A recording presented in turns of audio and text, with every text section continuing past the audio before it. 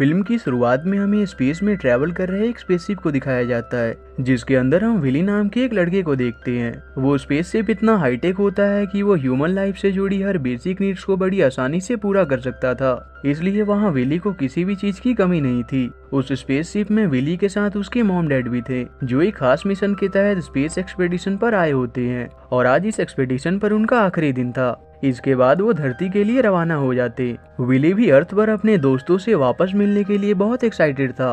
उसी रात जब विली के डैड दूसरे प्लेनेट से कलेक्ट किए गए सैंपल्स की तस्वीर निकाल रहे होते हैं, तभी विली भी वहां पहुंच जाता है और अपने डैड से उसे इस काम को करने देने की परमिशन मांगता है। उसके डैड उसकी बात मान जाते हैं। विली इस काम को बहुत अच्छे से करता है, इसलिए उसके डैड उस पर भरोसा करके उसे बाकी के सैंपल्स की जिम्मेदारी देकर दूसरे काम को करने चले जाते हैं। पर उनके जाने के बाद विली इस काम को छोड़कर गेम्स खेलने लगता है। पर तभी उनका स्पेसक्राफ्ट एस्टेरॉयड बेल्ट से निकलते हुए उससे टकराने लगता है, जिसके बाद वो शील्ड एक्टिवेट कर देते हैं। पर इससे स्पेसक्राफ्ट के अंदर भूकंप की स्थिति बन जाती है। ये देखकर विली के डैड उसे कांटेक्ट करके उनके पास वापस आने को कहते हैं, पर अधिक टकराव के कारण स्पेसशिप शील्ड कमजोर पड़ने लगता है, जिस कारण से सिक्योरिटी प्रोटोकॉल ऑटोमेटिकली एक्टिवेट हो जाता है। इसलिए उसके डैड उसकी सेफ्टी के लिए पोर्ट के अंदर जाने को कहते हैं। पर विली के पोर्ट में जाते ही वो सेफ्टी के लिए अपने आप ही स्पेसशिप से बाहर निकल आता है, और तभी उनकी स्पेसशिप डिस्ट्रॉय हो जाती है। लेकिन इसमें उसके मॉम डैड समहाउ सरवाइव कर जाते हैं और विली से कांटेक्ट करके कहते हैं कि फिलहाल हम तुमसे थोड़ा दूर हैं, पर तुम घबराओ नहीं और हमारे आने तक इंस्ट्रक्शन को फॉलो करते रहो। उड़ने में उनका कनेक्शन ब्रेक हो जाता है, पर वहां से थोड़ी ही दूर पर एक अनएक्सप्लोर्ड प्लेनेट मौजूद होता है, जहां पर बहुत से अजीबोगरीब तरह के क्रीचर्स रहा करते थे। और विली अपने पॉड के साथ स्पेस में ट्रैवल करते हुए उसी प्लेनेट पर आकर लैंड कर जाता है। उसी पॉड में बक नाम का एक रोबोट होता है, जिसे इमरजेंसी की हाल में पॉड में मौजूद इंसान की सुरक्षा के लिए बनाया गया होता है। बक वहाँ की एटमॉस्फेयर जांच करता है तो पाता है कि वहाँ ऑक्सीजन मौजूद होता है, इसलिए वो पॉड को ओपन कर देता है। विली को अपने मॉम डैड को ढूंढना था, पर उस पॉड को लैंडिंग के लिए डिजाइन किया गया था, ना कि टेक ऑफ के लिए, इसलिए वो वहां से कहीं नहीं जा सकते थे। बक उसे बताता है कि जब कोई स्पेस ट्रैवलर खो जाता है तब बहुत से प्रॉप्स उसकी खोज में लग जाते हैं,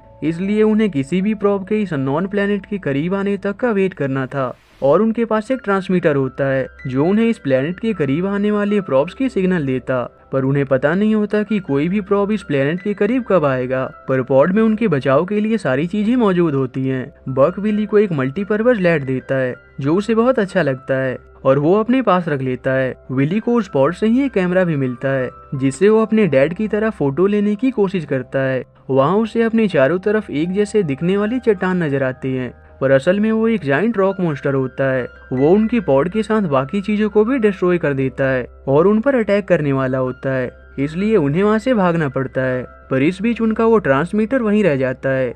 बक उसे किसी तरह से वापस हासिल कर लेता है, पर देखते ही देखते वहाँ के सभी रॉक्स अपने असली फॉर्म में आने लगते हैं, इसलिए बक विली के बचाव के लिए बाइक में ट्रांसफॉर्म होकर उसे वहाँ से लेकर भागने लगता है। लेकिन उसी दौरान विली के हाथ से बक को पावर देने वाला बैटरी पैक गिर जाता है, पर जल्दबाजी में उन्हें उसे छोड़ना पड़ता है। अब तक वहाँ मौजूद सभी रॉक मॉन्स्टर जागने लगते हैं और सभी उनके पीछे पड़ जाते हैं, पर तभी उन्हें एक केव नजर आता है और वो उसके अंदर चले जाते हैं, जिसके बाद रॉक मॉन्स्टर को हार मानकर वहाँ से वापस लौटना पड़ता है। उसके बाद वो उस केव के दूसरी साइड निकलते हैं, जहाँ का नजारा देखकर विली को बहुत अच्छा लगता है। इसके बाद और कोई चारा ना होने के कारण रात को वो वहीं ठहरते हैं और अगली सुबह वो उस प्लेनेट को एक्सप्लोर करते हुए किसी सेफ जगह की तलाश में आगे बढ़ते रहते हैं। इस दौरान विली वहाँ बहुत अलग अलग तरह की स्पीसीज को देखता है और अपने कैमरे से उनकी तस्वीर भी क्लिक करता है। आखिर में वो एक जगह पहुँचते हैं जहाँ वो टेम्पररी ठहरने का तय करते हैं, पर पहले बग उस जगह का सर्वे करता है ताकि वो जान सके कि यहाँ कोई खतरा तो नहीं है।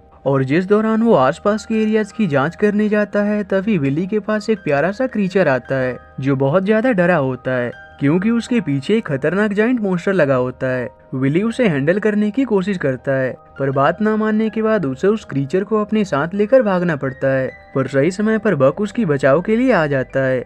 जब वो उस क्रीचर को विली के साथ देखता है तो उसे वहाँ से भगाने लगता है, क्योंकि वो विली की सुरक्षा के लिए किसी भी अनजान जीवों को विली के करीब नहीं आने देता था। लेकिन विली उसे अपना पेट बनाकर अपने पास ही रखना चाहता था और वो उसे फ्लैश नाम देता है। पर आखिर में उसे बक की बात माननी पड़ती है और फ्लैश वहाँ से चला जाता है, पर उसे भी विली बहुत अच्छा लगता है और वो उन्हें फॉलो करता रहता है। विली और बक को वहाँ एक और तरह का क्रिएचर मिलता है जो एक जाइंट बीटल होता है वो किसी कारण से उल्टा हो गया था। विली उसकी मदद करने का सोचता है, पर तभी वो देखता है वो बीटल अपने सींग की आवाज से एक सिग्नल भेजता है, जिसे सुनकर तुरंत उसके बाकी के साथी उसकी मदद के लिए आ जाते हैं। विली उनके इस अलार्म सिस्टम से बहुत इम्प्रेस होता है। इसके बाद विली को भूख लगने लगती है, तब बक उसे वहाँ मौजूद फ्रूट देता है, जो उसके अनुसार बिल्कुल भी हानिकारक नहीं था।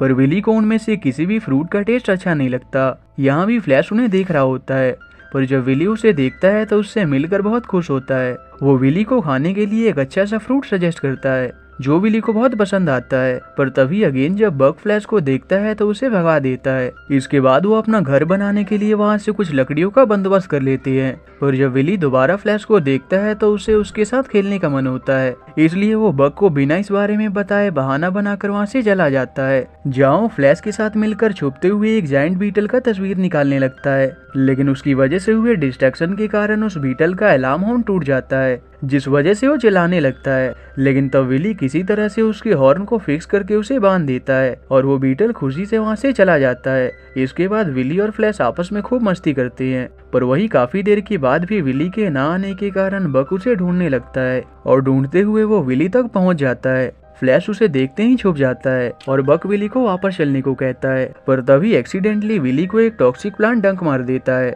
जिस कारण विली को बहुत पेन होने लगता है।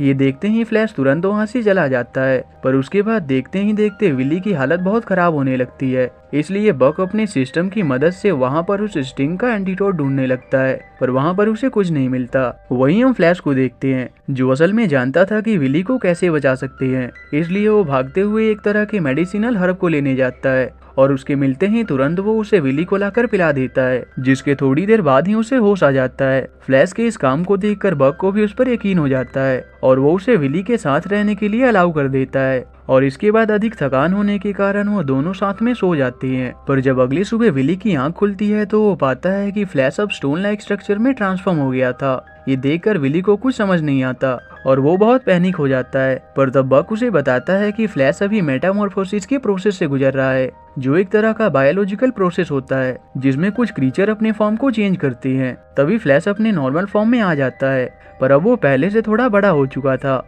विली भी उसे देखकर बहुत खुश होता है। इसके बाद वो सभी मिलकर एक दूसरे के कोऑर्डिनेशन से अपने घर को बना लेते हैं। पर तभी अचानक वहाँ का मौसम खराब होने लगता है। ये देखकर फ्लैश विली को कुछ समझाने की कोशिश करता है, पर विली उसे ये कहकर इग्नोर कर देता है कि घर के अंदर हम सुरक्षित होंगे। लेकिन फ्लैश वहाँ से चला जाता है। तभी विली वहाँ देखता है कि वहाँ के सभी पेड़ पौधे अपने आप को बंद कर लेते हैं और अचानक देखते ही देखते वहाँ बहुत हैवी हेलस्टोन गिरने शुरू हो जाते हैं। इससे बचने के लिए बक अपना शील्ड एक्टिवेट कर देता है। इससे वो हेलस्टोन से तो बच जाते हैं, पर इस कारण से बक की बैटरी बहुत लो हो जाती है और इसी तरह से सुबह हो जाती है, जहाँ हेलस्टोन बंद हो चुका था और फ्लैश भी विली के पास वापस आ जाता है। पर वहाँ बक विली से कहता है कि शील्ड एक्टिवेट करने के कारण मेरी बैटरी अब खत्म होने वाली है, इसलिए ट्रांसमीटर को बचाने के लिए मुझे पूरी तरह से स्लीप मोड में जाना होगा। उनके पास और कोई चारा भी नहीं था। इसके बाद वो विली को फ्लैश के साथ ही रहने को कहता है, क्योंकि उसे इस प्लेनेट के बारे में ज्यादा पता था। और ये कहकर बक पूरी तरह से स्लीप मोड में चला जाता है। इसके बाद विली बक को एक केव में लाकर सेफली रख देता है, लेकिन तब वो बक को वापस से रिवाइव करने के लिए उस गिरे हुए बैटरी पैक को रॉक मॉन्स्टर्स के बीच से वापस लाने का तय करता है। फ्लैश को ये काम बहुत डेंजर लगता है, इसलिए वो उसे रोकने की कोशिश करता है, पर उस समय विली को बक को रिवाइव करना ज्यादा जरूरी लगता है, इसलिए वो फ्लैश की बात ना मानकर जाने लगता है। लेकिन तब फ्लैश विली को सेफ रखने के लिए खुद ही बैटरी पैक लाने जाने लगता है। विली उसे रोकने की कोशिश करता है, पर उतने में एक रॉक मॉन्स्टर जाग जाता है, जिस कारण से विली को भागकर केव के अंदर आना पड़ता है। वहीं फ्लैश जिस दौरान आगे बढ़ रहा होता है तब वो रॉक मॉन्स्टर के बीच फंस जाता है, जिसे देखकर विली उसे भी वापस केव में लेकर चला आता है। पर रॉक मॉन्स्टर के हमले से फ्लैश को चोटें लग गई थी, इसलिए विली फ्लैश को अपने साथ लेकर जाने लगता है। पर उसी दौरान विली एक गहरे गड्ढे में गिर जाता है। विली वहां से निकलने के लिए बक के दिए मल्टीपर्पज लैड का यूज करता है, पर उसका कोई फायदा नहीं होता और वो वहीं फंस जाता है। इससे विली हार मानने लगता है। फ्लैश भी उसकी मदद नहीं कर सकता था, पर तभी उसे वहाँ एक जायंट बीटल का टूटा हुआ अलार्म हॉर्न नजर आता है और वो उससे उन बीटल्स को सिग्नल देने की कोशिश करता है। उस सिग्नल को सुनकर उन्हें लगता है कि उनका कोई साथी मुसीबत में है, इसलिए वो वहाँ आ जाते हैं। पर जब वो विली को देखते हैं तो बिना उसकी मदद किए वहाँ से वापस लौट जाते हैं। लेकिन उन्हीं में से एक बीटल ऐसा भी था जिसकी एक समय पर विली ने हॉर्न को फिक्स करके उसकी मदद की थी। वो विली की मदद करता है और आखिर में वो ऊपर आ जाता है। विली इसके लिए उसे शुक्रिया करता है और फिर वो फ्लैश को बग के पास लेकर आ जाता है, पर अभी भी विली के पास बग को रिवाइव करने का कोई तरीका नहीं था। इसलिए वो तय करता है कि जब तक बग को कोई सिग्नल नहीं मिलता तब तक वो फ्लैश के साथ किसी तरह से इस प्लेनेट पर सरवाइव करेगा। और इसके बाद हमें 10 महीने बाद का समय दिखाया जाता है, जहाँ हम देखते हैं विली ने इतने समय से रहते हुए वहाँ के तौर तरीकों को अडेप्ट कर लिया था और फ्लैश भी अब पहले से बहुत बड़ा हो चुका था।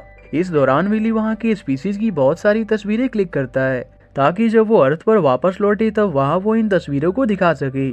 एक रात जब विली सो रहा होता है तभी वो आसमान में एक प्रोब को नोटिस करता है। तब उसे लगता है कि अब बग जाग चुका होगा, क्योंकि उसने कहा था कि जब कोई प्रोब इस प्लेनेट के करीब आएगा तब वो वापस से ऑन हो जाएगा। पर तभी फ्लैश के साथ मेटामॉर्फोसिस प्रोसेस शुरू हो जाता है, इसलिए विली उसे वहीं छोड़कर बग को देखने जाता है और उसे स्लीप मोड से वापस आने को कहता है। पर तब वो देखता है इतने समय तक एक जगह रहने के कारण अब उस पर छोटे छोटे प्लांट्स ग्रो हो चुके थे और उसकी थोड़ी सी बची बैटरी पावर भी पूरी तरह से खत्म हो चुकी थी, जिस वजह से उसके पास सिग्नल भेजने की भी पावर नहीं थी और इसीलिए बग भी स्लीप मोड से वापस नहीं आ पाया था।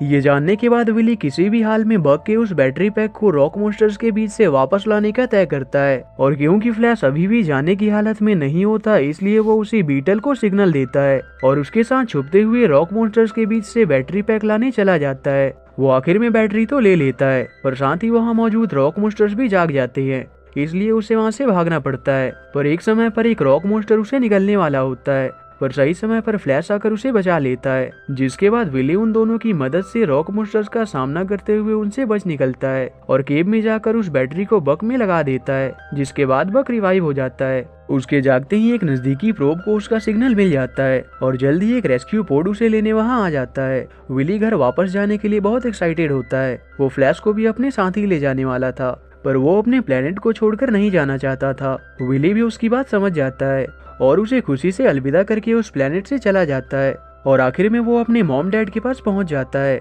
वो अपने बेटे विली को वापस देखकर बहुत खुश होते हैं और विली भी एक्साइटेड होकर उन्हें उस प्लेनेट की सारी बातें बताने लगता है। और इसी के साथ ये मूवी यहीं एंड हो जाती है।